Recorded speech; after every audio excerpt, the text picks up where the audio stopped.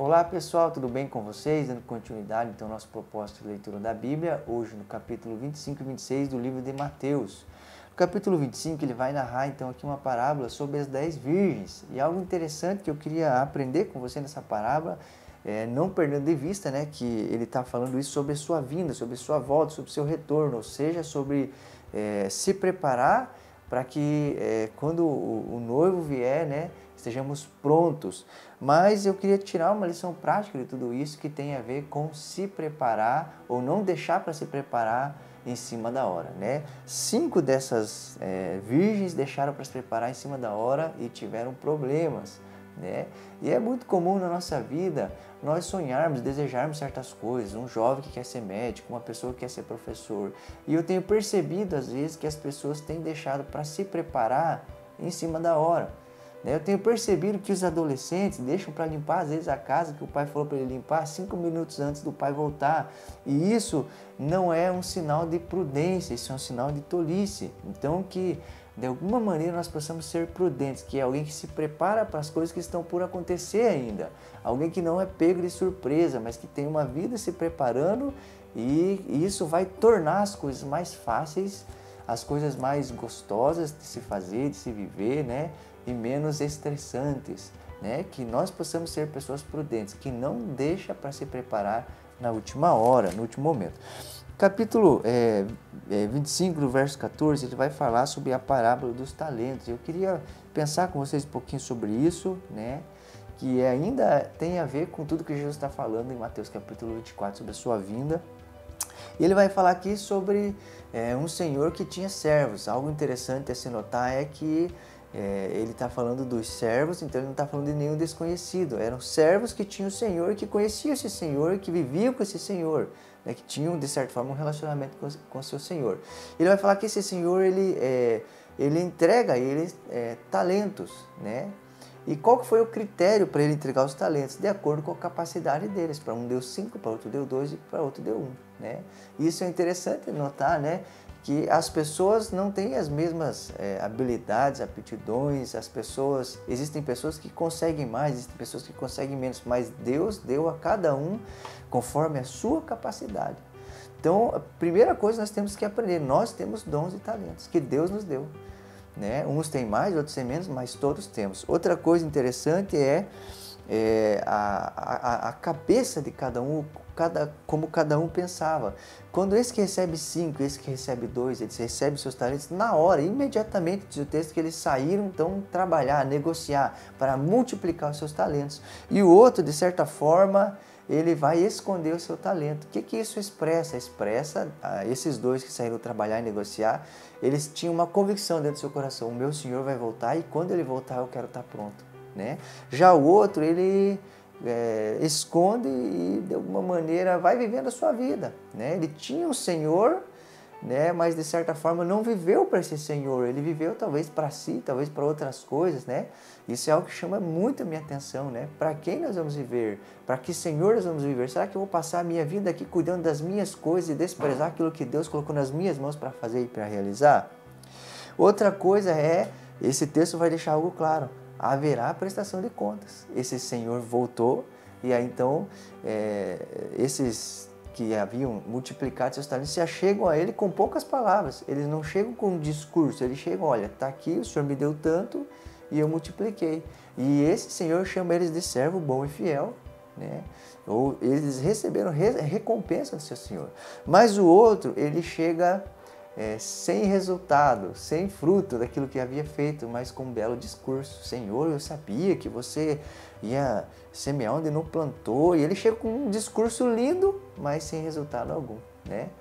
E isso é interessante, porque o que Deus espera de nós não é um bom discurso, mas é resultado, é vivência, é trabalho, é dedicação, é o que Ele deseja olhar para nós e falar: servo bom, né, e fiel. Não de alguma maneira, como Ele chama esse outro, de servo mau e negligente, que é alguém que não fez aquilo que era para fazer, que viveu uma vida de relaxo, desleixo. Então, em tudo isso eu aprendo muitas coisas. Temos um Senhor, esse Senhor nos deu dons e capacidades. esse Senhor um dia vai voltar, nós vamos prestar conta daquilo que fazemos, ou daquilo que Ele nos entregou, né? E nesse dia haverão duas pessoas, servo bom e fiel, servo mau e negligente. Pessoas que apresentarão a Deus seus frutos e pessoas que apresentarão a Deus discursos, mas que de alguma maneira para Deus não tem crédito algum, né? E ele então aqui no capítulo 26 começa aqui então, se é que eu posso ser assim, os líderes religiosos decidido agora no coração matar Jesus, tirar sua vida, e eles aqui começam várias coisas, né? A primeira deles é aqui no capítulo 26, versículo 4, diz assim: e deliberaram prender Jesus à traição e matá-lo. E por que queriam prender Jesus à traição? Porque não tinham nada que o incriminasse, não tinham nada que pudesse pegar ele. Jesus era como uma panela quente sem cabo, que não tem como se pegar, né? Ele era irrepreensível. E a partir disso eles começam então a pensar em um plano para pegar Jesus. E aqui no capítulo 26 vai narrar a história de uma mulher, né, que honra Jesus e que o seu nome é lembrado, né, até nos dias de hoje. Ele vai dizer aqui no versículo 13: em verdade vos digo, onde for pregado em todo mundo este evangelho, será também contado o que ela fez para a memória sua. Mas o que eu queria destacar aqui é o que diz no versículo 8: vendo isto, indignaram-se os discípulos e disseram: para que esse desperdício? Pois esse perfume podia ser vendido por muito dinheiro e dar aos pobres. No livro de João vai contar de quem é esse discurso. Esse discurso é de Judas Iscariotes e vai falar por que ele fala isso, né? Ele vai falar isso porque é ele que cuidava do dinheiro e ele roubava, ele pegava, né, do dinheiro para ele. Olha que coisa intrigante. O discurso é lindo, mas o coração por trás desse discurso é mau. O discurso é lindo, nós precisamos ajudar os pobres, mas o coração, na verdade, ele está mascarando o coração dele com um discurso bonito. Isso é algo que nós precisamos cuidar, porque às vezes as nossas palavras dizem algo, mas o nosso coração, na verdade, está dizendo outra coisa, está expressando outra coisa, está querendo desculpar algo de errado que existe no meu coração através de palavras, né? Ele começa aqui então no versículo 14: então um dos 12, chamado Judas Iscariotes, indo ter com os principais sacerdotes, propôs: que quereis dar e eu vos entregarei? E pagaram-lhe 30 moedas de prata, e desse momento em diante buscava ele uma oportunidade para entregar. Olha que coisa interessante, Judas trocou Jesus por algumas moedinhas.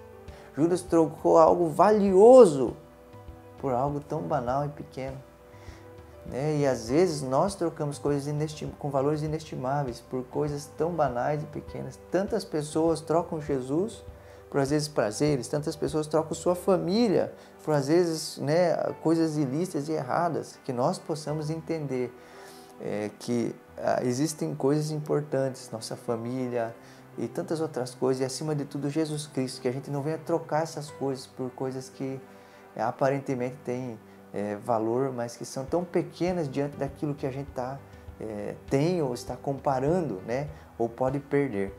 E ele vai falar aqui, versículo 17, ele destaca algo interessante.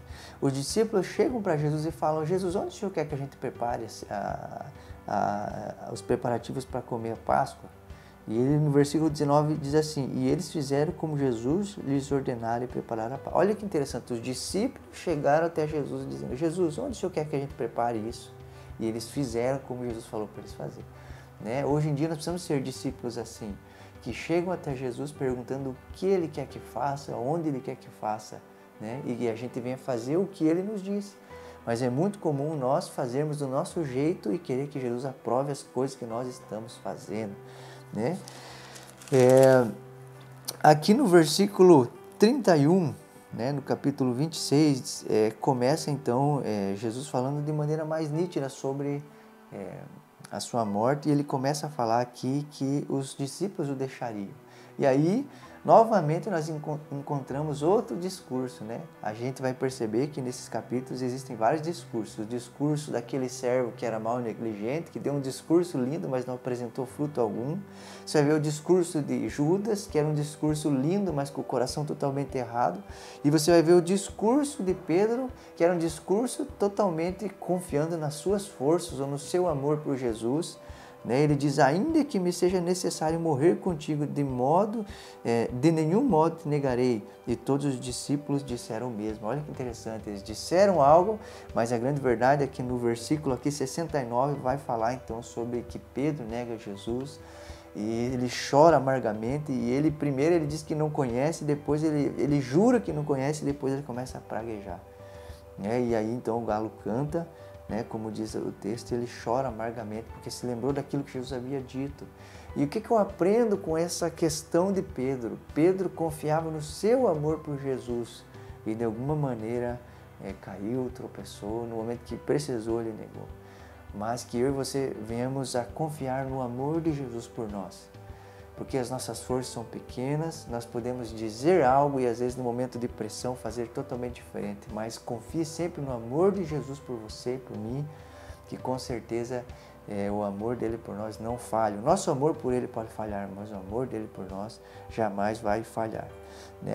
E dentre todas essas coisas aqui, eu queria terminar destacando algo. Jesus aqui no Getsemane, ele sabia o que ia passar e ele vai orar e ele leva 3 pessoas com ele, Pedro, Tiago e João.